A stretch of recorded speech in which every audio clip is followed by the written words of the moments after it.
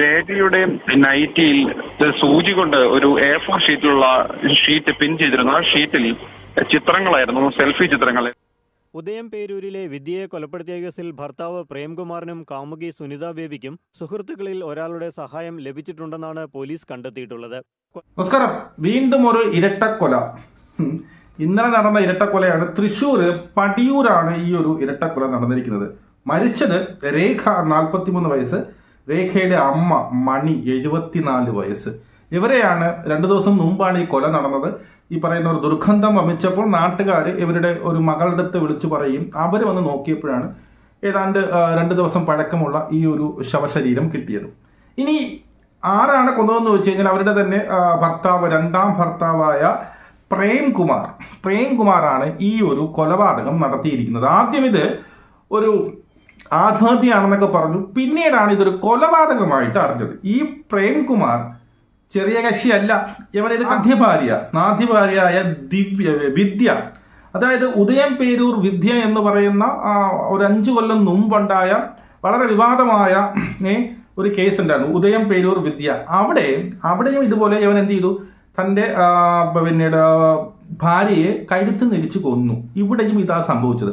അന്ന് 2 വാർത്തയും ഞാൻ ഇവിടെ കൊടുക്കാം. അന്ന് തന്റെ ഭാര്യയായ വിദ്യയെ തന്റെ കാമുകിക്ക് വേണ്ടിയിട്ടാണ് കൊന്നത്. കാമുകി എന്ന് പറഞ്ഞാൽ സുനിത എന്ന് പറഞ്ഞാൽ കാമുകിക്ക് വേണ്ടിയിട്ട് രണ്ടുപേരും കൂടി പ്ലാൻ ചെയ്ത് കഴുത്ത് ഞെരിച്ച് കൊല്ലുകയും ഇവിടെ ട്രിവാൻഡ്രത്ത് പേയാട് ഏതൊരു വീട്ടിൽ വെച്ചത് സംഭവിച്ചത്. അതിനുശേഷം തിരുനെൽവേലിയിൽ കൊണ്ട് അവർ കുഴിച്ചിടുകയൊക്കെ ചെയ്തു. പിന്നീടാണ് ഈ ഒരു എന്ത് ചെയ്തത്, ഈ പറയുന്ന കേസ് തെളിയിച്ചത്. ഈ കേസ് തെളിഞ്ഞു. എന്ത് ചെയ്തു, തെളിഞ്ഞതിന് ശേഷം ഈ സുനിതേനെയും ഈ പറയുന്ന പ്രേംകുമാറിനെയും എന്ത് ചെയ്തു, അറസ്റ്റ് ചെയ്ത് ജയിലിൽ കൊണ്ടിട്ടു. അവിടെ നിന്ന് ജാമ്യത്തിൽ ഇറങ്ങിയിട്ട് ഈ സുനിത അറിയാതെ ഇവൻ എന്ത് ചെയ്തു, ഇപ്പോ മരിച്ച, അതായത് ആരാണ്, രേഖ എന്ത് ചെയ്തു, വിവാഹം കഴിച്ചു. രേഖയുടെയും 2ാം കെട്ടാണ്, ഇവന്റെയും 2ാം കെട്ടാണ്. മനസ്സിലായി, വിവാഹം കഴിച്ചു. എന്നിട്ട് ജാമ്യം തീർന്ന് തിരിച്ചു പോകാനുള്ള സമയം അടുപ്പിച്ച് വന്നപ്പോഴാണ് ഇവൻ ഈ ഒരു കൊലപാതകവും ചെയ്തത്. എന്നിട്ട് ഇത് ആദ്യം ആത്മഹത്യ എന്ന് വിചാരിച്ചു. കൊലപാതകമൊന്നാവാനുള്ള കാരണം ഇവർ പറയുന്നത് മറ്റൊന്നുമല്ല, ഇവൻ ഈ പറയുന്ന ഈ രേഖയുടെ നൈറ്റി ഉണ്ടല്ലോ, ഈ നൈറ്റിയുടെ സൈഡിൽ, അതായത് ഒരു A4 സൈസ് പിന്നെ പേപ്പറിൽ ഇവളുടെ സുഹൃത്തുമായിട്ട് നിൽക്കുന്ന പല ഫോട്ടോകൾ പിൻ ചെയ്ത് വെച്ചിരുന്നു നൈറ്റിയുടെ സൈഡിൽ. അപ്പൊ നോക്കിയപ്പോൾ എന്നിട്ട് അതിൽ എഴുതി വെച്ചിരുന്നു ഇവൾ ചാവാനുള്ളവളാണ് എന്നുള്ള രീതിയിൽ ഇവൻ എഴുതി വെക്കുകയും കൂടി ചെയ്തു. ആദ്യം നമുക്ക് ഇപ്പൊ നടന്നുകൊണ്ടിരിക്കുന്ന വാർത്തയെ പറ്റി കേൾക്കാം. അതിനുശേഷം നമുക്ക് മുമ്പ് എന്താണ് സംഭവിച്ചത്, മുമ്പ് ഇവൻ എങ്ങനെയാണ് ഇവന്റെ ആദ്യ ഭാര്യയെ കൊന്നത്, അതിനെക്കുറിച്ചും കേൾക്കാം. അപ്പൊ ആദ്യത്തെ ഇപ്പൊ നടക്കുന്ന വാർത്ത നമുക്ക് എങ്ങനെയാണ് കൊലപാതകമാണെന്ന് മനസ്സിലായത്. അഞ്ജിത ആദ്യ ഭാര്യയെ കൊന്നത് കാമുകി സുനിതയുമായി ഒന്നിച്ച് ജീവിക്കാൻ വേണ്ടിയായിരുന്നു. സുനിതയും പ്രേംകുമാറും ചേർന്നായിരുന്നു ആദ്യ ഭാര്യ വിദ്യയെ കൊന്നത്. പിന്നീട് ഇരുവരും ജയിലിലായി. ജാമ്യത്തിൽ ഇറങ്ങിയ ശേഷം സുനിതയെ അറിയാതെ മറ്റൊരു സ്ത്രീയോടൊപ്പം വിവാഹം കഴിച്ചു. ആ സ്ത്രീയാണ് തൃശൂർ പടിയൂർ സ്വദേശിനിയായ ഇന്നലെ കൊല്ലപ്പെട്ട രേഖ. രേഖയും അമ്മയും മാത്രമാണ് ആ വാടക വീട്ടിൽ താമസിച്ചിരുന്നത്. പ്രേംകുമാർ ഇടയ്ക്കിടെ വന്നു പോകുമായിരുന്നു. കഴിഞ്ഞ ചൊവ്വാഴ്ച പ്രേംകുമാറിനെ ഈ വീട്ടിൽ കണ്ടവരുണ്ട്. ഇന്നലെ വൈകിട്ട് ആണ് വീട്ടിൽ നിന്ന് ദുർഗന്ധം വമിച്ചതോടെ അയൽവാസികൾ വീടിനകത്ത് ചെന്ന് നോക്കുന്ന സമയത്താണ് അമ്മ 74 വയസ്സുള്ള മണി, മകൾ രേഖ 44 വയസ്സ്, ഈ 2 പേരുടെയും മൃതദേഹങ്ങൾ അഴുകിയ നിലയിൽ കണ്ടെത്തിയത്. ആദ്യം ആത്മഹത്യയാണെന്നാണ് പോലീസ് കരുതിയത്. പിന്നീട് വിശദമായി പരിശോധിച്ചപ്പോൾ രേഖയുടെ നൈറ്റിയിൽ സൂചി കൊണ്ട് ഒരു A4 ഷീറ്റിലുള്ള ഷീറ്റ് പിൻ ചെയ്തിരുന്നു. ആ ഷീറ്റിൽ ചിത്രങ്ങളായിരുന്നു, സെൽഫി ചിത്രങ്ങൾ, രേഖ ആൺ സുഹൃത്തുക്കൾക്കൊപ്പം എടുത്ത സെൽഫി ചിത്രങ്ങൾ. അങ്ങനെ രേഖയെ മോശക്കാരായി എന്ന് വരുത്തി രേഖയെ കൊലപ്പെടുത്തിയതാണ് എന്നുള്ളതാണ് പോലീസുകാരുടെ നിഗമനം. രേഖയെയും അമ്മ മണിയെയും കഴുത്ത് ഞെരിച്ച് കൊലപ്പെടുത്തിയ ശേഷം പ്രേംകുമാർ മുങ്ങിയിരിക്കുകയാണ്. അപ്പോ കഴുത്ത് നെരിച്ച് കൊലപ്പെടുത്തിയ ശേഷം അവൻ മുങ്ങിയിരിക്കുകയാണ്. മനസ്സിലായോ? 2 ദിവസമായി ഇവൻ മുങ്ങിയിട്ട്. കാരണം കൊലപാതകം നടന്നിട്ട് 2 ദിവസമായി.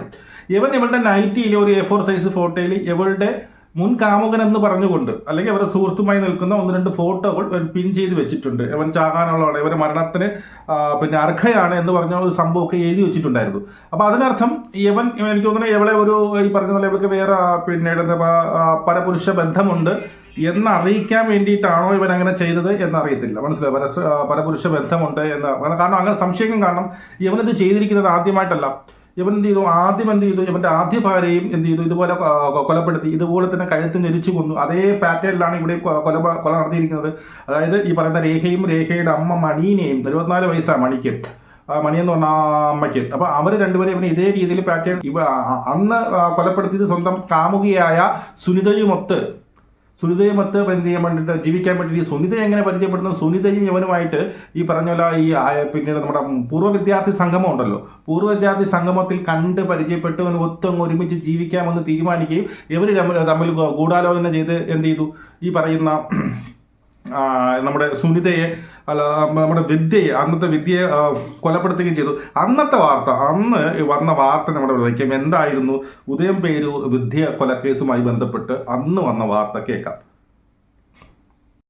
ഉദയം പേരൂരിലെ വിദ്യയെ കൊലപ്പെടുത്തിയ കേസിൽ ഭർത്താവ് പ്രേംകുമാറിനും കാമുകി സുനിത ബേബിക്കും സുഹൃത്തുക്കളിൽ ഒരാളുടെ സഹായം ലഭിച്ചിട്ടുണ്ടെന്നാണ് പോലീസ് കണ്ടെത്തിയിട്ടുള്ളത്. കൊലപാതകത്തിൽ തങ്ങൾക്ക് മറ്റാരുടെയും സഹായം ലഭിച്ചിട്ടില്ലെന്നാണ് പ്രേംകുമാറും സുനിതയും ആവർത്തിക്കുന്നത്. ഇക്കാര്യത്തിൽ കൂടുതൽ വ്യക്തതയുണ്ടാക്കാനാണ് പ്രതികളെ കസ്റ്റഡിയിൽ വാങ്ങി ചോദ്യം ചെയ്യാൻ പോലീസ് നീക്കം തുടങ്ങിയത്. മൂന്നാമന് കൊലപാതകത്തിൽ നേരിട്ട് പങ്കില്ലെന്നാണ് പോലീസ് കരുതുന്നത്. എന്നാൽ തെളിവ് നശിപ്പിക്കുന്നതിനുൾപ്പെടെ ഇയാൾ സഹായിച്ചിട്ടുണ്ട്. ഇരുവരെയും കസ്റ്റഡിയിൽ വിട്ടുകിട്ടാൻ തൃപ്പൂണിത്തുറ മജിസ്ട്രേറ്റ് കോടതിയിൽ അപേക്ഷ സമർപ്പിക്കും. ഇതിനിടെ തിരുനെൽവേലിയിലെ വള്ളിയൂർ പോലീസ് സംസ്കരിച്ച വിദ്യയുടെ മൃതദേഹം റീപോസ്റ്റ്മോർട്ടം നടത്താനുള്ള നടപടിയും പോലീസ് തുടങ്ങിയിട്ടുണ്ട്. വള്ളിയൂർ പോലീസ് അജ്ഞാത മൃതദേഹം എന്ന നിലയിൽ പോസ്റ്റ്മോർട്ടം നടത്തിയാണ് സംസ്കരിച്ചതെങ്കിലും കൊലപാതകം കഴുത്തു ഞെരിച്ചാണെന്ന് പ്രതികൾ സമ്മതിച്ച സാഹചര്യത്തിൽ കൂടുതൽ തെളിവുകൾ ശേഖരിക്കാനാണ് റീപോസ്റ്റ്മോർട്ടം നടത്തുന്നത്. കേരളത്തിൽ നിന്നുള്ള പോലീസ് സർജന്റെ നേതൃത്വത്തിലുള്ള സംഘത്തിന്റെ സഹായത്തോടെ റീപോസ്റ്റ്മോർട്ടം നടത്താനാണ് പോലീസിന്റെ തീരുമാനം.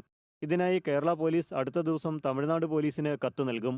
സംഭവം നടന്ന് 3 മാസം കഴിഞ്ഞെങ്കിലും കഴുത്തു ഞെരിച്ച് കൊലപ്പെടുത്തിയതുമായി ബന്ധപ്പെട്ട തെളിവുകൾ റീപോസ്റ്റ്മോർട്ടത്തിലൂടെ ലഭിക്കുമെന്നാണ് പോലീസ് കരുതുന്നത്. ഓക്കെ, മനസ്സിലായല്ലോ. അതായത് വേറെ ഒന്നുമല്ല, ഈ പറയുന്ന 3 മാസം കഴിഞ്ഞാണ് ഇവര് പിടിക്കപ്പെടുന്നത്. ഇവര് ഈ പേയാട് വെച്ചിട്ട് എന്ത് ചെയ്തു, ഇതിനകത്ത് പറയുന്നത് ഞാൻ അല്ലാതെ 1-2 വാർത്തകൾ കണ്ടതിൽ ഇവര് ഈ കൊന്നിട്ട് യവനെന്ത് ചെയ്തു, യവനും ഈ പറയുന്നവന്റെ കാമുകിയുമായിട്ട് സുനിത എന്ന് പറഞ്ഞ ഒരു നേഴ്സാണ്, കൊന്നതിന് ശേഷം കഴുത്ത് നെരിച്ച് കൊന്നതിന് ശേഷം ഇവളെന്ത് ചെയ്തു, ഒരു മറ്റേ ബ്ലൈഡൊക്കെ വാങ്ങിച്ചു കൊണ്ടുവന്ന് പിന്നെ മുറിച്ചെടുക്കാനൊക്കെ ശ്രമിച്ചു. കാലിന്റെ സൈഡിലെന്തോ മുറിച്ചപ്പോൾ അവിടെ ബ്ലഡ് ഒരുപാട് വന്നു. പിന്നെ ഇവരെന്ത് ചെയ്യുന്നു, ഒരു കാറിനകത്ത് എടുത്തു വെച്ചു. അതായത് ഈ പറയുന്ന നമ്മുടെ മരിച്ച വിദ്യേനെ ഈ പറയുന്ന സുനിത എന്ത് ചെയ്തു, ബാക്ക് കാറിന്റെ ബാക്കിൽ ഇവള് പിടിച്ചു വെച്ചുകൊണ്ടിരുന്നത്. അതായത് ജീവനോടെ ഇരിക്കുന്ന ഒരാളെ പോലെ തോളിൽ കൈയിട്ടുകൊണ്ട് ഇവൾ ഇരുന്നു. മനസ്സിലായോ? ഈ വിദ്യേനെ കൊന്നവിടെ ഇരുത്തിക്കുകയാണ്. ഇങ്ങനെ തോളിൽ കൈയിട്ടുന്ന രീതിയിൽ ഇരുത്തിയിട്ട് ഇവിടെ നിന്ന് ഇവർ നേരെ തിരുനെൽവേലിയിലേക്ക് കൊണ്ടുപോയി. തിരുനെൽവേലിയിലേക്ക് കൊണ്ട് അവിടെ ഏതോ റബ്ബർ എസ്റ്റേറ്റിൽ അവിടെ കൊണ്ട് കുഴിച്ചിട്ടതിന് ശേഷം 1 മാസം കഴിഞ്ഞിട്ട് ഇവൻ വന്ന് പരാതി കൊടുത്തു. എൻ്റെ ഭാര്യയെ കാണാനില്ല എന്ന് പറഞ്ഞുകൊണ്ട് പരാതി കൊടുത്തു. മനസ്സിലായോ? അങ്ങനെയാണ് പിന്നീട് അങ്ങോട്ടുള്ള തുടർച്ചയായിട്ടുള്ള അന്വേഷണങ്ങളിലാണ് യമൻ തന്നെയാണ് ഇത് കൊലപ്പെടുത്തിയത് എന്നറിയാൻ സാധിച്ചത്. അപ്പം ഞാൻ ചോദിക്കുന്നത് അങ്ങനെയല്ല, ഇങ്ങനെ ഒരു വലിയൊരു പ്ലാൻ ചെയ്ത് ഒരു ക്രൂരമായിട്ട് സ്വന്തം ഭാര്യയെയോ കാമുകിയുമായി ചേർന്നുകൊണ്ട് കൊലപ്പെടുത്തുന്നു, അവന് ജാമ്യം കൊടുക്കുന്നു, അവൻ ജാമ്യത്തിൽ ഇറങ്ങിയിട്ട് അതേ രീതിയിൽ എന്ത് ചെയ്യുന്നുണ്ട്, മറ്റൊരു കൊലപാതകം നടത്തുന്നു. അപ്പം അതിനെന്താ അർത്ഥം? അപ്പൊ നോക്കി, ഇപ്പൊ ഈ ഇടയ്ക്ക് നമ്മൾ കണ്ടല്ലോ, ഒരുത്തന്നെ പിന്നെ ഈ പറഞ്ഞ പോലെ എന്താണ്, പിന്നീട് 1-2 പേരെ കൊന്നിട്ട് എന്ത് ചെയ്തു, ജയിലിൽ പോയി തിരിച്ചു വന്ന് ബാക്കിയുള്ളവരിങ്ങനെ കൊല്ലുന്നു. അതായത് ഈ ജയിലിൽ അവർക്ക് സുഖവാസം പോലെയാണ്.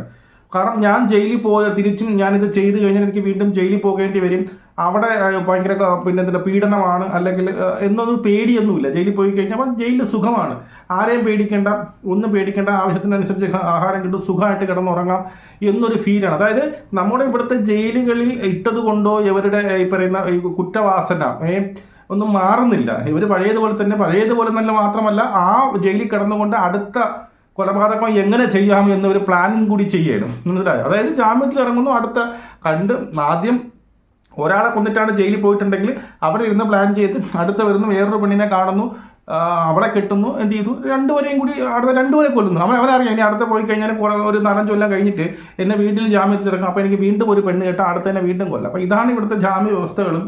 അതുമല്ല അവിടെ ഈ ജയിലിൽ കൊടുക്കുന്ന സുഖസൗകര്യങ്ങൾ ഇതൊക്കെ ഉണ്ട്. ഈ ജയിലിൽ ഇങ്ങനെയുള്ള സുഖസൗകര്യങ്ങൾ കിട്ടുന്നത് കൊണ്ടാണ് യുവമാർ വീണ്ടും ഇത് ചെയ്യുന്നു എന്നുള്ളതാണ് എനിക്ക് മനസ്സിലാവുന്നത്. അപ്പോൾ എന്തായാലും വീണ്ടും ഇരട്ട കൊലപാതകങ്ങൾ ഇങ്ങനെ കേട്ടുകൊണ്ടിരിക്കുകയാണ്. ഇനി ഇതിന്റെ പുതിയ അപ്ഡേറ്റ് എന്തെങ്കിലും ഉണ്ടെങ്കിൽ നമുക്ക് വീണ്ടും കാണാം. ജയ് ഹിന്ദ്.